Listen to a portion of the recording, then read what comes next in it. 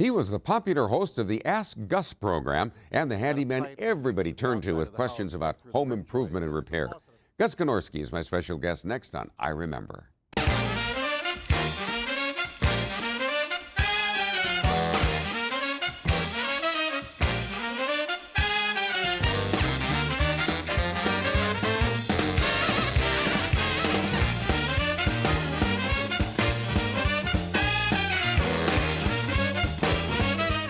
Hi, I'm Jim Peck. Welcome to I Remember.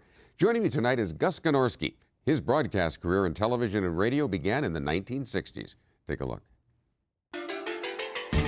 Gus Gnorski's start as a well-known handyman began with his WTMJ radio show, Ask Gus. He took a job at WTMJ in 1966 and over the years was a television booth announcer, hosted a music program, and helped turn WTMJ FM into WKTI. Midday with Gus Gnorski was a weekday open forum for his WTMJ listeners, covering a range of topics. Gus joined WITI TV6 in 1992, and the Ask Gus show moved to television. On the top edge, and it should work just fine. Now, they're available in different sizes for different size drill bits. A set of them is not expensive, but it's a very handy addition to your work box. It's my tip from the workshop for today. I'm Gus Gnorski. Over the years, Gus Gnorski answered many a question about home repair and offered some very helpful hints for homeowners. He showed us the right way to sharpen tools, demonstrated a quick fix on a garden hose, and how to take care of a sander. Gnorski also became popular for his segments on the morning news. Consumer horticulture agent Sharon Morrissey joined in for reports from Gus's Green Thumb Garden. Gus also reported on preparations for a lakefront festival and activities at Grant Park along the South Shore. A business stop on the Gus tour highlighted the restoration work of artisans at Conrad Schmidt Studios in New Berlin. Another stop was a whimsical Dr. Seuss exhibit. That's right, one fish, two fish, red fish, blue fish. Dr. Seuss has come to the Betty Bryn Children's Museum. Almost life-size. You get a chance to visit. There's even a special breakfast coming up, and I'll bet you can guess what's on the menu. Gus Gnorski was given a warm send-off at the Milwaukee Domes when he retired from Fox 6 at the end of 2010. We love you, Gus. Woo! You're the only traffic reporter I ever heard about. Yeah, well, you know where I'm going with this, who broadcast his own crash. Yes. It was a cold, cold day. And there's a little side story that goes with that. Well, first tell me what happened. Okay. This was with WTMJ radio. Mm-hmm. And when the weather was bad that we couldn't put the airplane up, we would get into a little Ford Bronco with a cell phone, and I'd drive around the freeway and find a place to pull over and give a report. Sometimes you'd have to give the report while you're driving. I know that's a no-no today, but it was very cold, and I was on the Oklahoma Avenue overpass on 94. And the car in front of me spun out on ice. Ooh. And I'm talking at the time and said, oh, the car in front of me spun out. Watch out for this. This is going to be a very, very dangerous spot. Boom. And I guess I'm part of it now, as I got hit from behind. Oh, no. And kind of accordioned. Yeah, it was just the two of us, but it was one of those things, once you hit the ice, the embarrassing part for me and for the driver of the other car was that he was listening to me at the time and said, I touched the brakes and realized, I guess I'm going to live through it. And we did. It was major damage to his car, but nobody was hurt. Well, so. It could have been a lot worse. Somebody could have been drinking. Yes, very much so. As a matter of fact, the entire sales department was drinking at a Christmas party the night before. And the leftovers from the party, the stuff that hadn't been used, was in the back of the car. Oh, you're kidding.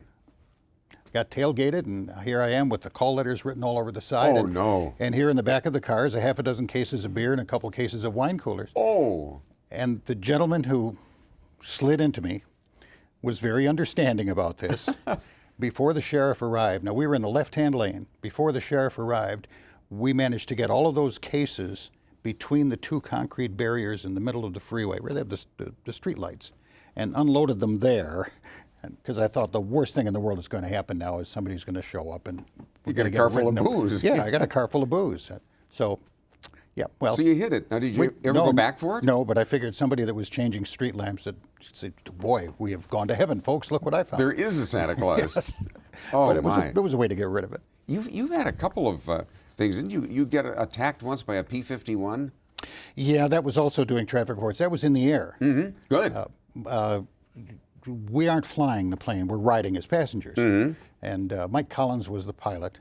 And it was in the summer, and we're looking to the west in the sun, and both spotted something, some little dot out there, and we're kind of squinting, saying, what is that? And I think we both realized at the same time it was a plane coming right at us. It was a P-51, same altitude, right at us. And Mike dove forward and banked to the right, and we sort of rolled. And the plane we were in wasn't designed to roll. Yeah, what kind of a plane were you in? A little Piper Tomahawk. They're And not meant to do no, that. they're not meant to. And we survived nicely because of Mike's skill as a pilot, and proceeded to come back to land at the airport. And we both went and changed our underwear, because that was one of those, whoa, I never want to do that again. Oh, my Lord. You saw something a lot of Japanese flyers saw Yes. during World War II. Yes, Oh. absolutely. Didn't I read somewhere that the motor on the plane stopped one time? Yeah, that's happened. It happened a couple of times. Oh, but, good. Usually it's not a serious problem. This one, we weren't more than 20 feet off the ground, and the engine just stopped. The compressor for the air conditioner, this was a different plane, the compressor for the air conditioner just jammed solid, and the prop just stopped. But we were 20 do feet. you do? Well, we're 20 feet off the ground on the runway, so we just kind of landed, and whatever power was left in the battery, we used to call for a tow. Did you ever think maybe this wasn't a good career? Well, I was never really supposed to be a traffic reporter, but I was one of those guys that I'm willing to try anything, and so I did. And I was never assigned that job full time. I was always somebody else's vacation. If somebody was sick, someone was on vacation, I would end up doing that. Yeah, people don't realize, I talk to students periodically, as I'm sure you do, how you get into broadcasting, how do you do it. The first thing you tell them, anybody says, can anybody, you put your hand up. Oh, yeah, Volunteer volunteer. for everything, unlike the Army. You'll learn about it later. Yes, exactly. Sure. But if you're the guy that, Gus or Jim, he'll do it, you're going to keep a job. Well, you also should get to know the janitors. Get to know the maintenance people. Why do you say that? They are the most important people in the building, because this is how you will get a comfortable chair, a working typewriter. Those are the people to know. And that's how As Gus started. Really? I started working nights in 1969 after I came back from Vietnam. And What were you doing, by the way? What was your first job? my first broadcast job? My first broadcast job was in Racine for WFNY, did weekends, and then moved to WAXO in Kenosha every night after school. Did a big band show. Really? And then I came up to Marquette and applied for an internship with WTMJ and didn't get the internship, but they hired me part-time, so I was happy and continued that through school. Went off to the service, and when I came back, I ended up coming back full-time. But those first 5 years, I worked until sign-off, which at that time was either 1 or 2 o'clock in the morning. And you know this from working odd shifts.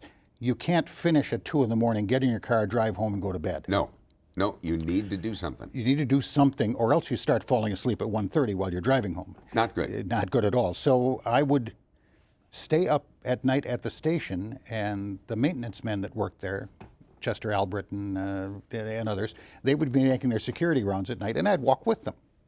Well, I got to know where everything was in the building. And that building, it's actually a complex of buildings. Oh, yeah.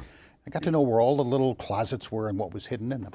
So in Usually it was another announcer. Yeah, 1974, when I moved on to day shift, it was exactly that problem. Here's your desk, and the typewriter's stuck. And I said, I know where there's a new one. And I got the reputation of knowing where the parts were. Oh, that's funny. So one day when Mike Elliott was program manager, he said, I think we're going to do a home repair show, and I want you to do it. And we'll start Saturday. Oh, good. Now, were you always kind of a do-it-yourself guy? Yeah, a tinkerer. I'm really good at taking things apart. There's another half of this, Gus. I'm working on that. Most of what I have learned on do-it-yourself, I've learned the second time around. So I tried it the first time, and it didn't always work, and then I'd have to go back and fix it.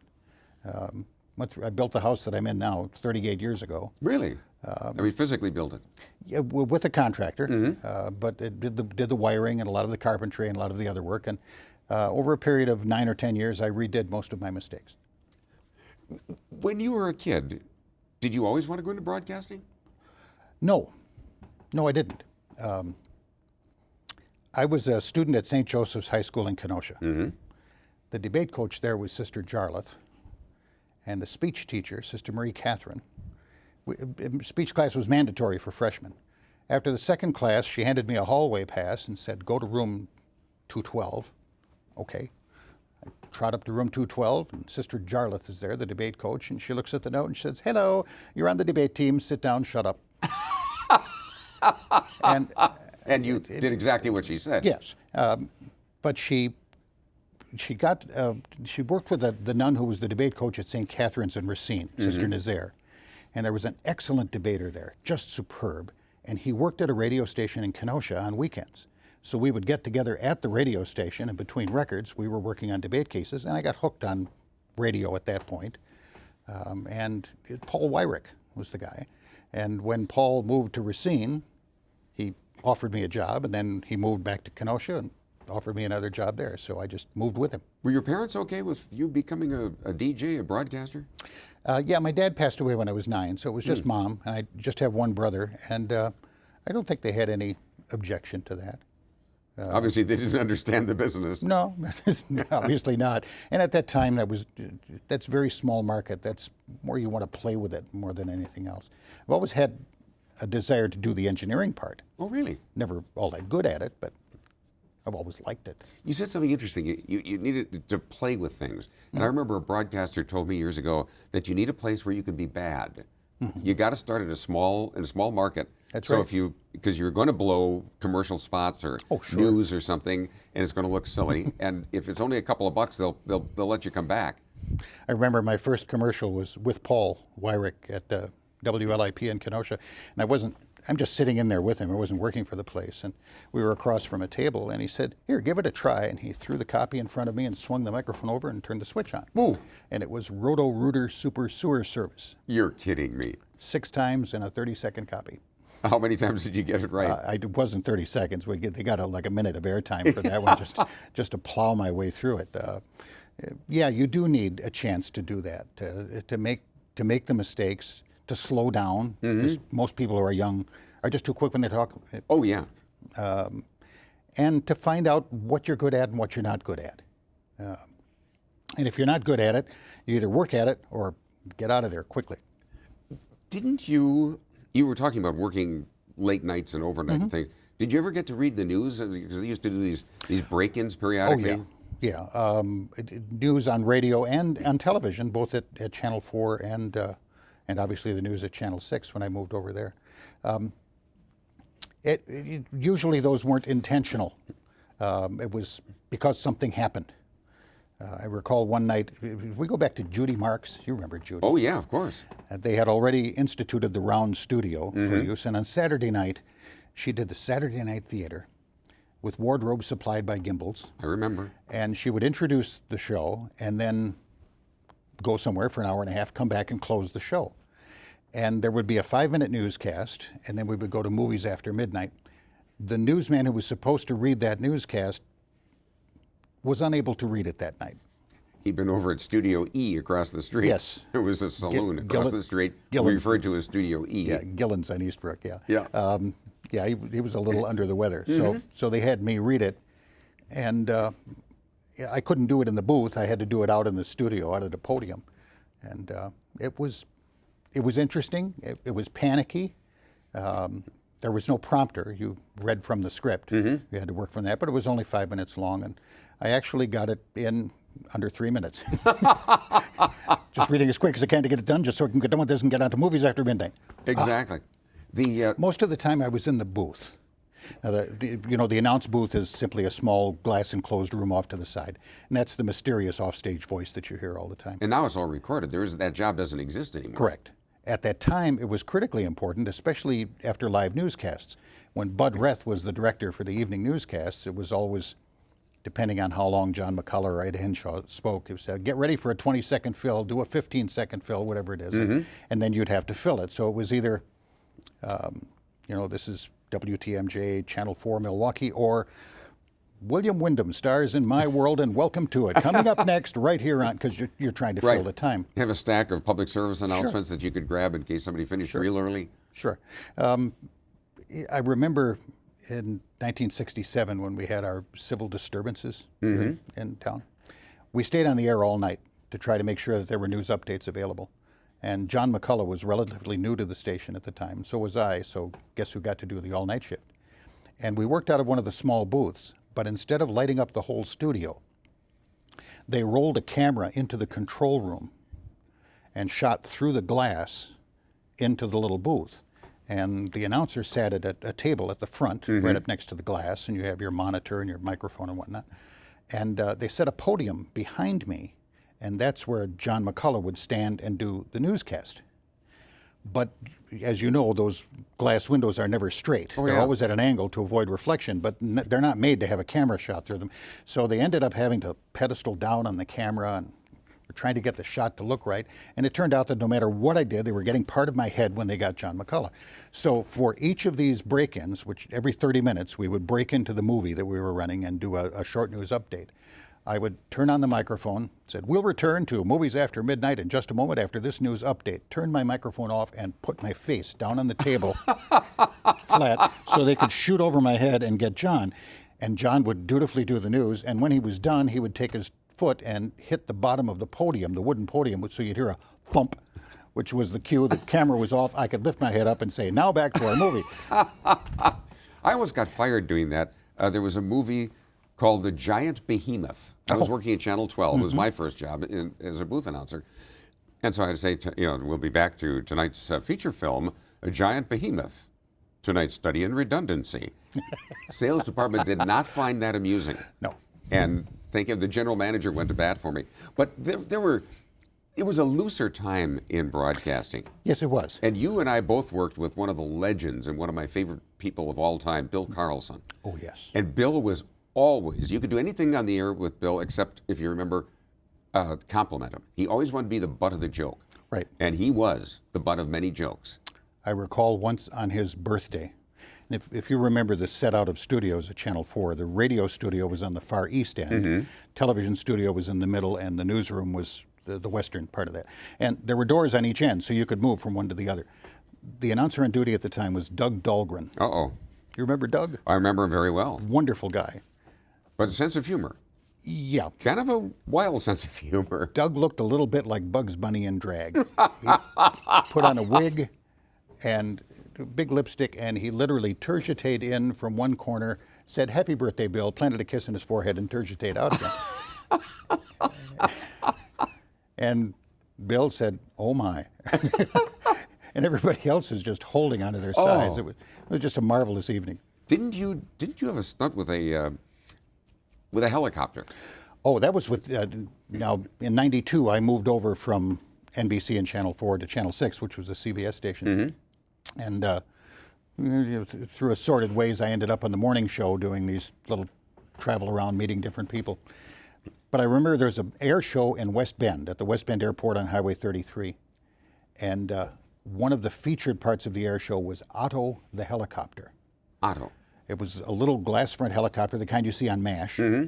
And Otto had eyes on it. Otto would fly in and hook up to a 6-foot rubber yo-yo. And he would bounce up and down with the helicopter, and the yo-yo would bounce up and down. What we arranged was for me to put a parachute harness on with a hook behind my neck. So when I'm holding up the cable for the yo-yo, the helicopter came in and hooked on me and yanked me 50 feet into the air. Whoa. It was interesting. Yeah, interesting. I'm glad we had wireless microphones. But you have a lot more courage than I do. We didn't tell, well, I didn't know I was going to go that high to begin with, and we didn't tell anybody in the control room. So they were all panicking a little bit.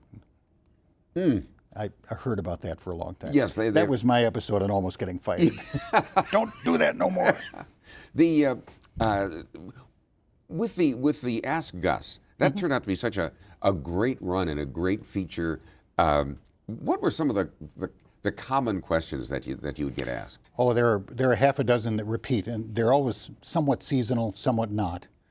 Some of them are not.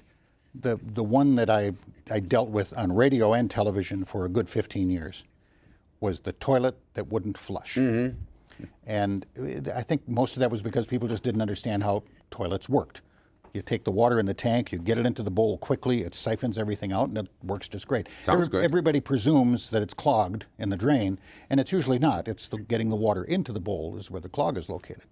So after a while, you get to tell people, you probably haven't done this since college, but get down there and get your head in the bowl and look. and see if those little holes under the rim are limed up. Use a mirror if you want, and break them loose. If they're limed up really badly, what you can do is at night, before you go to bed, when you're done using the bathroom, lift the toilet seat, pour a pint and a half of muriatic acid. It's a swimming pool shock treatment. Pour it right into the bowl. And better just be let it sure work. you're finished using You the don't want toilet. it- well, usually I put saran wrap over the top so the fumes will stay inside. We used to do that in fraternity houses. And then you put a note on the saran wrap Oh, I see. just to warn them in the morning. Be aware that it's there. And that Surprise. usually that breaks up the lime enough that that it'll finally flush its way clean. But that question kept coming back time after time after time after time after time. Do you find that you'd go to a party or you'd go to a movie or you'd be out with your wife for dinner, people would come up and ask? They still do. They just still do? They still do. John McGivern still does. There were some people that confused the two of us. I guess he ran into a couple one time at Home Depot, and they swore it was me. Oh, and he would give him an answer too. And he did. Yes. He did. He doesn't know how to do anything. Yeah, but it's. I do get questions. I get them commonly, and I don't mind that. It doesn't bother me at all. You were involved in one of the big Milwaukee stories not that long ago, and that was the Falk explosion. Oh yes, almost literally involved. Yeah.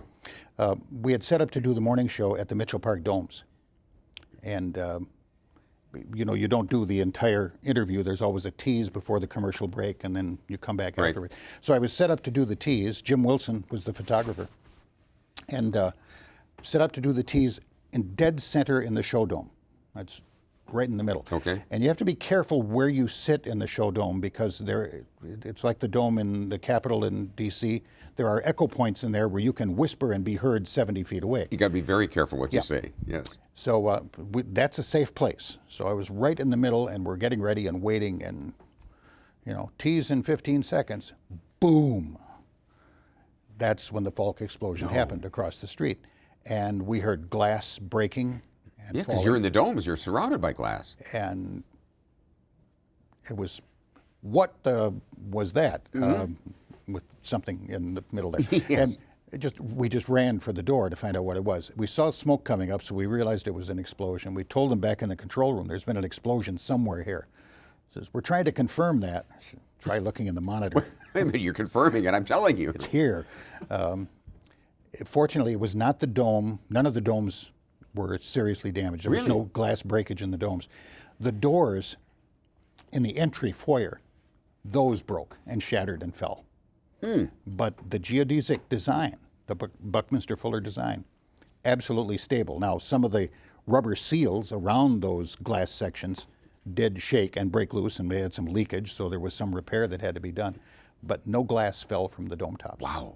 You're probably one of the safest, as it turned out, one of the safest places in town. Yeah. To be that close to that. But you didn't know it at the time. Yeah. Oh, that'd be terrifying. It was. Didn't you also break the story of the Hone Bridge? Well, going?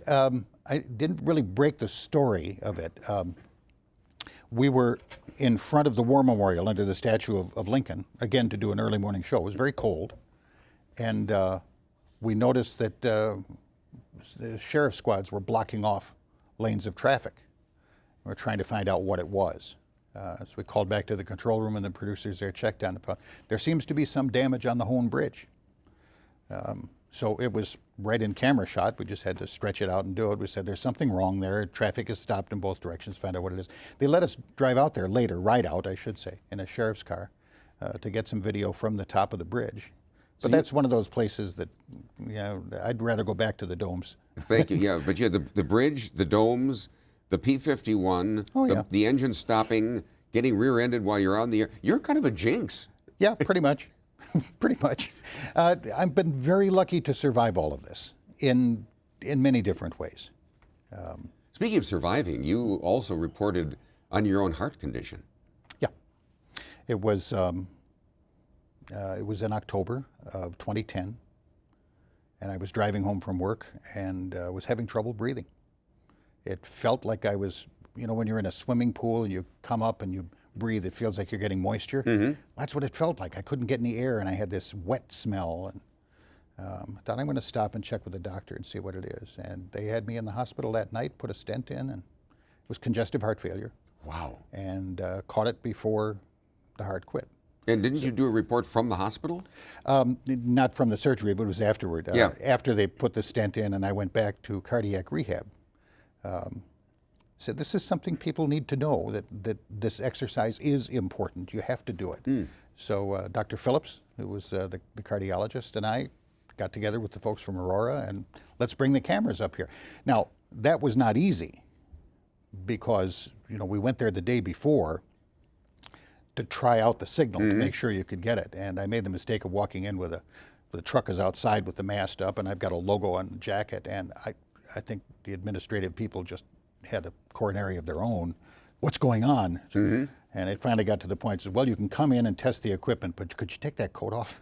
Oh. So people don't know what you are. I said, oh, all right. Exactly. Yeah. Health is great now. Health is adequate. With medication and exercise and diet, I'll be okay. I haven't had a bratwurst in over a year. That hurts. Yes, it does. Gus, I hate to leave you on pain, but thank you. This has been a delight. Thank you. Just great. Thank you for very, being very with much. us. I hope you'll join us next time as we continue to remember.